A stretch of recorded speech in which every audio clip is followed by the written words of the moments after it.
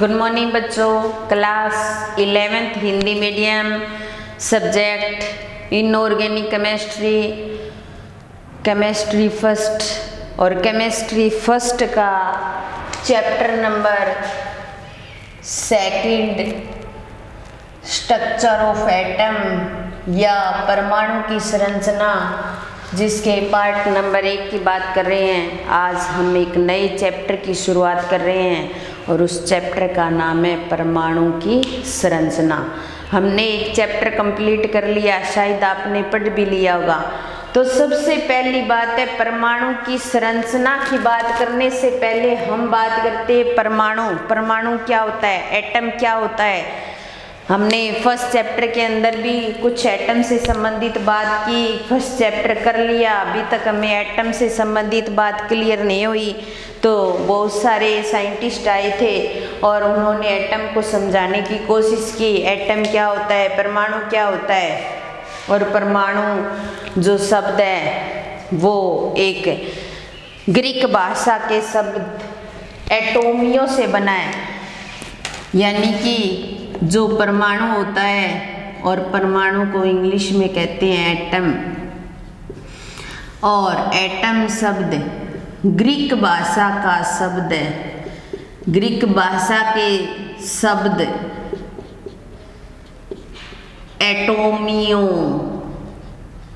एटोमियो से बना है और एटोमियो का अर्थ होता है नॉन डिजिबल, यानी कि अविभाज्य। क्या बोल सकते हैं, अविभाज्य। परमाणु वह है जो अविभाज्य है। और इस आधार पर ये बात देने के बाद में आए थे डोल्टन नामक वैज्ञानिक, और डोल्टन ने अपना परमाणु सिद्धांत दिया था, या डोल्टन एटॉमिक थ्योरी कह सकते हैं। डोल्टन नामक वैज्ञानिक आए और उन्होंने अपना एक परमाणु सिद्धांत दिया, और उस सिद्धांत को हम फर्स्ट चैप्टर में पढ़ चुके हैं। ठीक है, तो सीधी सी बात है, पहली लाइन उन्होंने यही बोली थी कि परमाणु क्या होता है, एक अविभाजित कण है। लेकिन उसके बाद बहुत सारे साइंटिस्ट आए, रदरफोर्ड आया, J Thomson, William Crookes, Michael Faraday, Goldstein, बहुत सारे साइंटिस्ट थे। और उन्होंने अध्ययन किया, और अध्ययन करने के बाद में बताया कि जो परमाणु है वो अविभाजित ना होकर के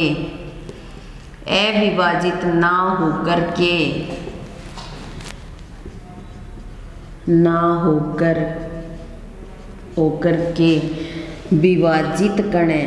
क्या एक विभाजित कण है, और विभाजित कण है, और विभाजित कण जो बनते हैं उनको सब परमाणु नाम दे दिया गया, सब एटॉमिक।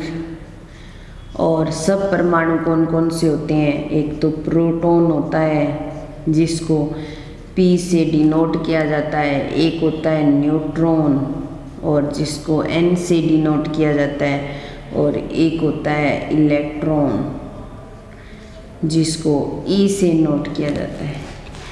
एक नाभिक के अंदर प्रोटॉन और न्यूट्रॉन रहते हैं, और बाहर की ओर क्या करता है, इलेक्ट्रॉन चक्कर लगाता है।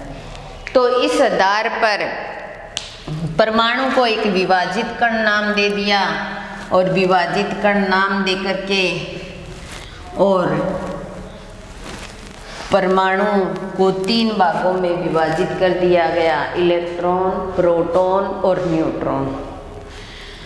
तो हम अब इन परमाणुओं की बात करेंगे, सब परमाणविक कण, या अब सब परमाणविक कणों की बात करेंगे, सब परमाणवीय कण या सब एटॉमिक पार्टिकल्स बोल सकते हैं, सब एटॉमिक पार्टिकल्स,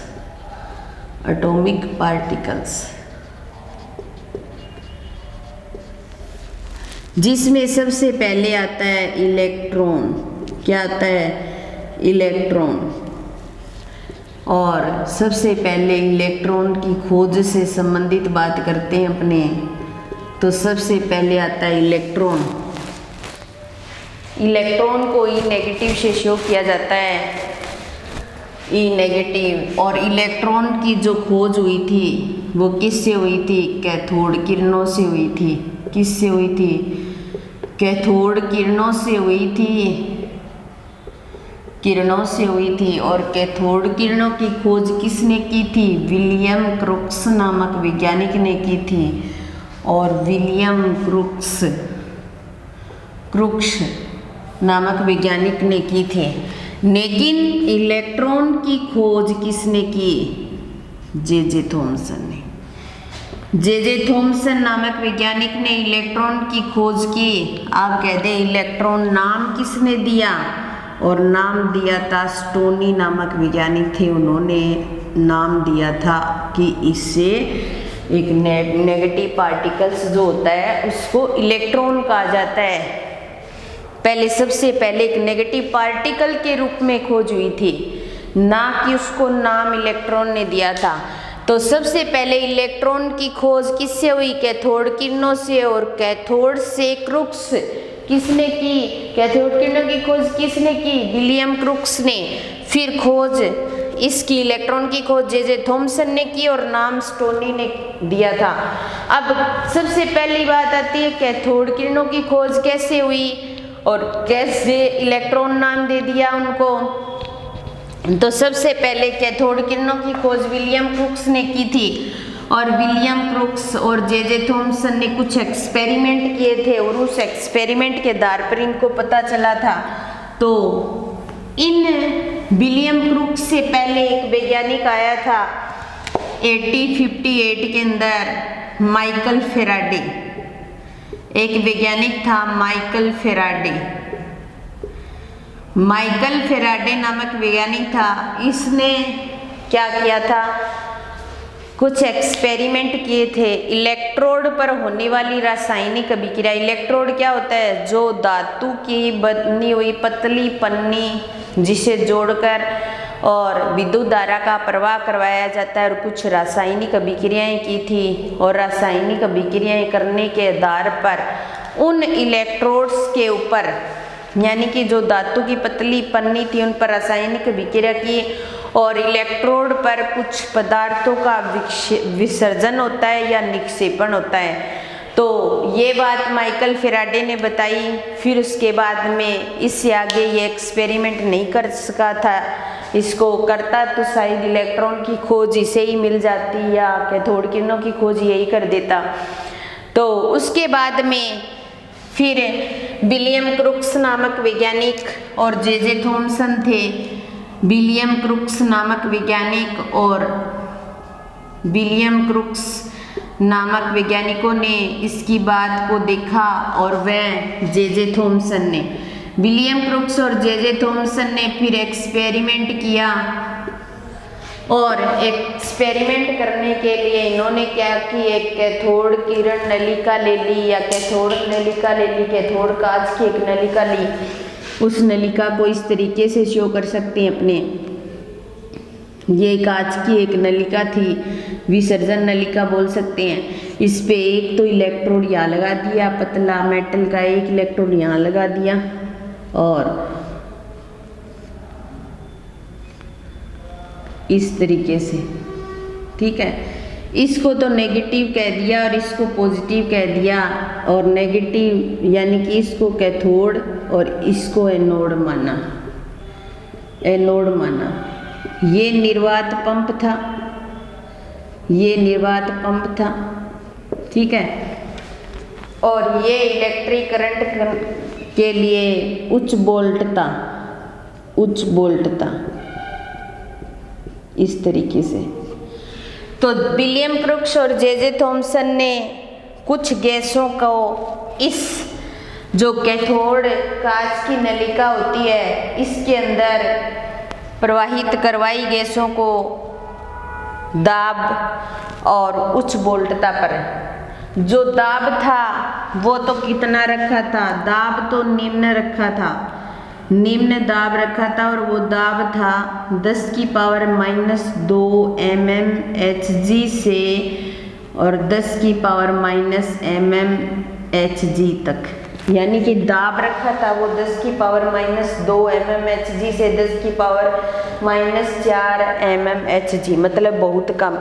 और वोल्टता रखी थी उच्च, और वोल्टता कितनी रखी थी, वोल्टता को रखा था उच्च उन्होंने, और वो वोल्टता थी लगभग 10,000 वोल्ट, 10,000 वोल्ट रखी थी। और फिर उसके बाद में इन्होंने कुछ गैसों को विसर्जित करवाया इस नलिका के अंदर।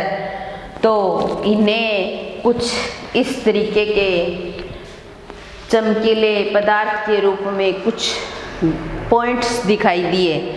फिर इन्होंने क्या किया, इसी विसर्जन नलिका को थोड़ा परिवर्तित किया, इस तरीके से किया। यही विसर्जन नलिका वापस ली,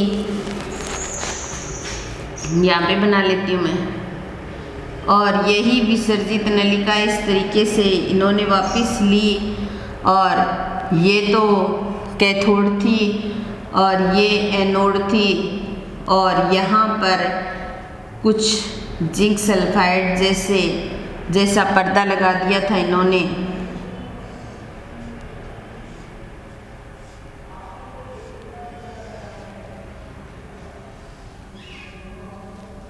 ये तो निर्वात पंप था, निर्वात पंप, और ये उच्च वोल्ट था, उच्च वोल्ट था, ठीक है। और ये नेगेटिव चार्ज, और ये क्या था, कैथोड था, और ये क्या था, एनोड था। इस तरीके की ट्यूब वापस ली, इसके अंदर गैसों को प्रवाहित करवाया, और यहाँ पर क्या की थी, जिंक सल्फाइड की कोटिंग कर ली थी। मतलब जिंक सल्फाइड का एक पर्दा लगा दिया था कि जैसे ही यहाँ से कोई कण आएगा तो यहाँ चमकीले रूप में हमें दिखाई देगा, इस तरीके की इन्होंने कहा। तो कैथोड किरण नलिका कांच की बनी होती है, जिसके अंदर क्या करते हैं, धातु के 2 पतले इलेक्ट्रोड लगा दिए, एक को कैथोड नाम दे दिया, एक को एनोड नाम दे दिया। और उसके बाद में गैसों का विद्युत विसर्जन करवाया इस नलिका के अंदर। दाब तो निम्न रखा और वोल्टता क्या रखी थी, उच्च। निम्न दाब और उच्च वोल्ट पर गैसों का विद्युत विसर्जन करवाया। और जैसे ही गैसों का विद्युत विसर्जन करवाते हैं तो धनात्मक इलेक्ट्रोड एनोड की तरफ विद्युत का प्रवाह आरंभ हो जाता है। कैथोड से एनोड की तरफ जैसे ही विद्युत का प्रवाह प्रारंभ होता है, वैसे ही इन्हें कुछ चमकीले कण से दिखाई दिए। ऐसा महसूस हुआ कि कुछ कण है। फिर उन्होंने इसी विसर्जन नलिका को थोड़ा परिवर्तित किया, सेम ऐसा ही लिया, लेकिन अब उन्होंने क्या कर दी, जिंक सल्फाइड की कोटिंग कर दी, जिंक सल्फाइड का पर्दा लगा दिया या जिंक सल्फाइड की परत चढ़ा दी, ताकि यहाँ से कुछ चीज़ उस पर गिरेगी तो हमें चमकीले रूप में दिखाई देगी।